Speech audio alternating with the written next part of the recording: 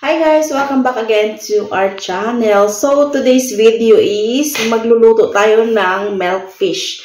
So, magtinula tayo ng milkfish guys because I have already buy in the Belfast last time when I come there in the Belfast. So, I have and magtinula tayo today ng bangus, Filipino dish again. So, I'm the one to eat that soon, guys. So, after my cooking, because husband is not eating like that. So, I'll try to prepare all the things what to put in my sinigang. So, just a simple, guys, because I have already cleaned that. And so, I'll start now. So, every day our kitchen is Christmas Day. So, we have there a baby Christmas tree. So, hindi yan siya lagay sa guys. Hindi yan siya, tinatanggal dyan. So, December you will see meron kaming big Christmas tree. So far, dalawa yung 2 cuts only of milkfish I cook.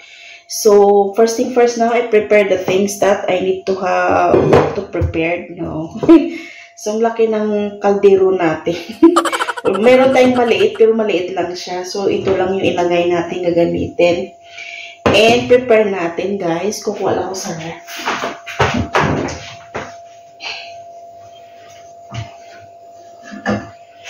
And meron tayong capsicum dito, guys. Yesterday, I make some pizza. So, I put this one and this one. So, kukuha tayo dito, guys. And meron tayong eggplant, aubergine. And lagyan natin ng, what you call this? Cabbage. Okay. Cabbage.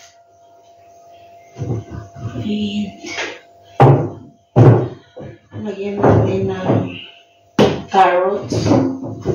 Lagyan natin ng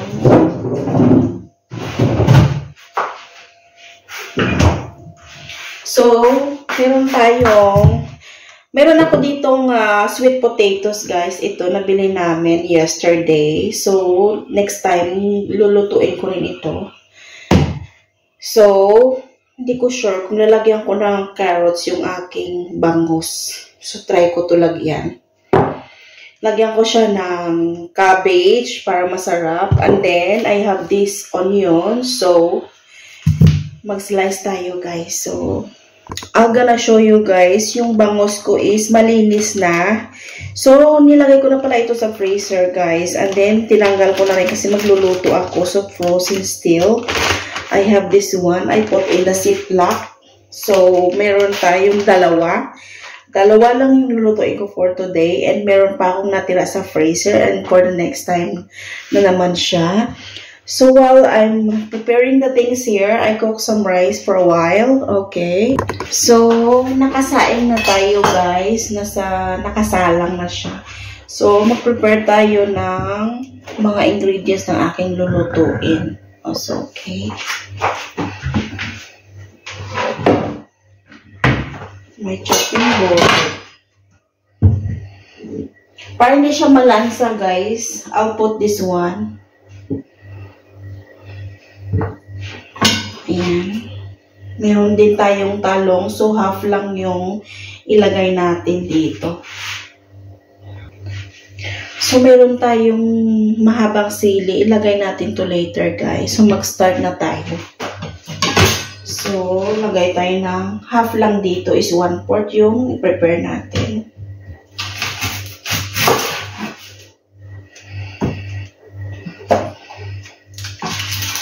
So, mag-prepare muna ako, guys.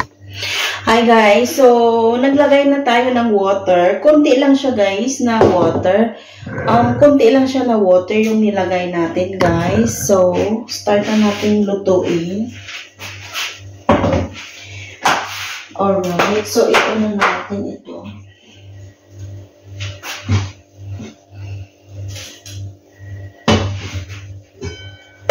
While waiting sa rice, so, nagayat ko na yung mga ingredients. Ito yung, what you call this, cabbage. And this is the eggplant as well. I put the eggplant here and the water because mag-itim kasi to, guys, eh. So, I have my, what you call it, onions. I put carrots, and this itong chili na mahaba, guys. And I have this capsicum, the green and the red colors. So, ito yung inalagay ko sa aking sinigang na bangus. So, marami akong mga dahon-dahon, guys. Mga vegetables I put here. So, we will see. You know, ano lang to, guys. This is my new version of cooking sinigang. So, ako lang naman ito kakain. I just only want to eat because I don't want to give to husband because, you know, meron siyang, no, it's not safe for my husband to eat that. So, I'll cook for him later for his dinner. So, while for now, I make his snacks, guys. Mag-init tayo ng kape kasi mag-snack siya, guys. So, actually, ka-breakfast niya lang, ano. Tinanong ko siya kung gusto niya mag-snack, sabi niya later na after ng filming ko dito. So, ibabalik na natin to, guys. Itong mga naiwang mga ingredients natin. So, for next time, ito is lulutuin ko, guys. Ibibake ko ito. I don't know or what kind of cooking this. So, I'll bake this.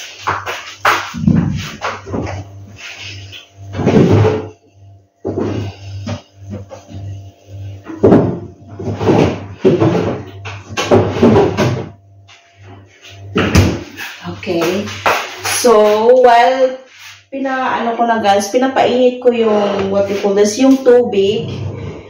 So, i-add ko na yung ano, guys, ito yung onions.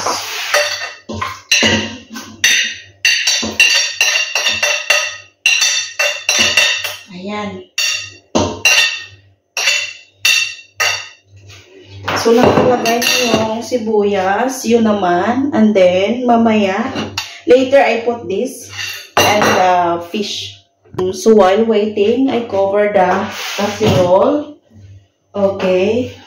So, as you can see, guys, yung last vlog ko is, nakikita nyo, yung oven namin, yung electric cooker namin.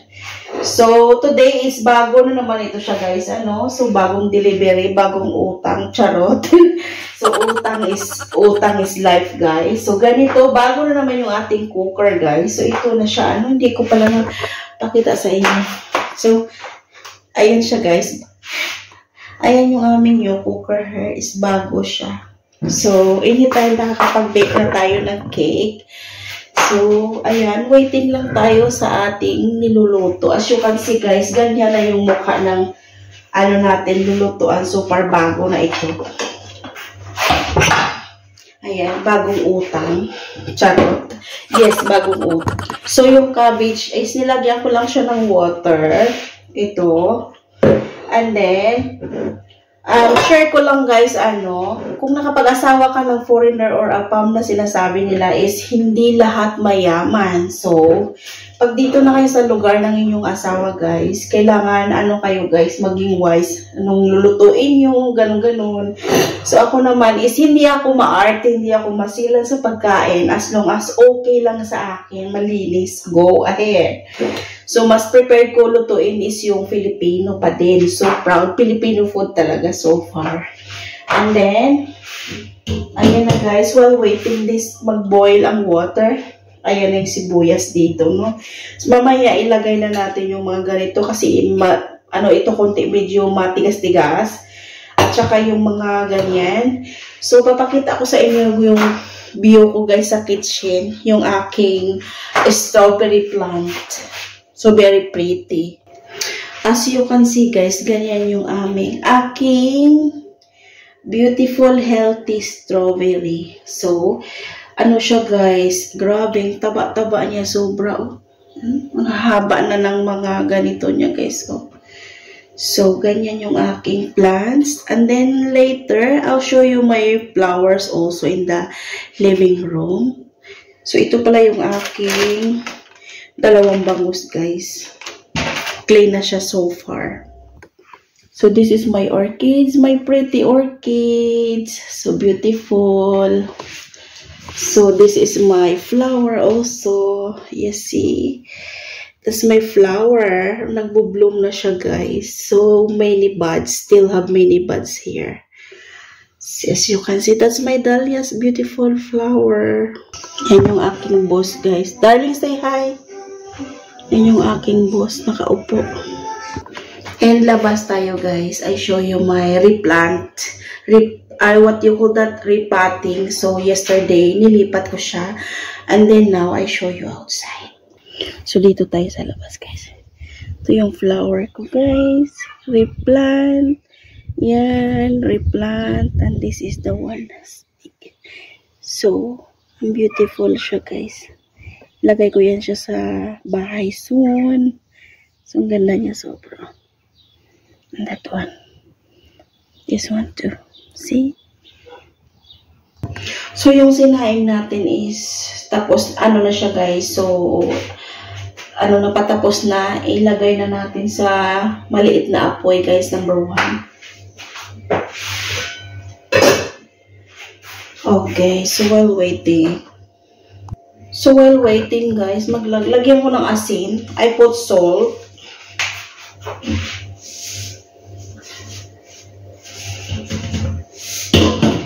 So, nearly to boil. Yung weather dito sa amin guys, sa UK, sa Northern Ireland is parang uulan na naman siya. It looks dull outside.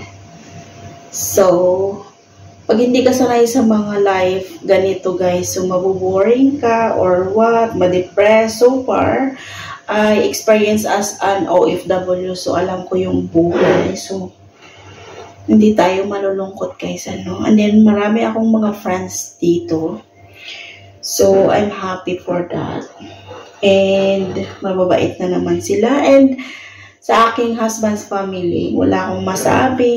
You know, mabait sila. And then, thankful. And to my father-in-law also. Thank you kasi, you know, pinapayos niya sa akin yung treadmill niya. And for free. So, magbabayad pa ako. Mahal to, diba? So, yung ating milkfish, nilagyan ko na siya ng salt. And then, after, I put it there inside. So, ayan na guys, kumukulo na yung water ng ating tinolang, tinolang ito guys, bangus. So, ilalagay na natin yung mga, ito ilagay na natin. So, ilagay na natin yung mga ganito guys.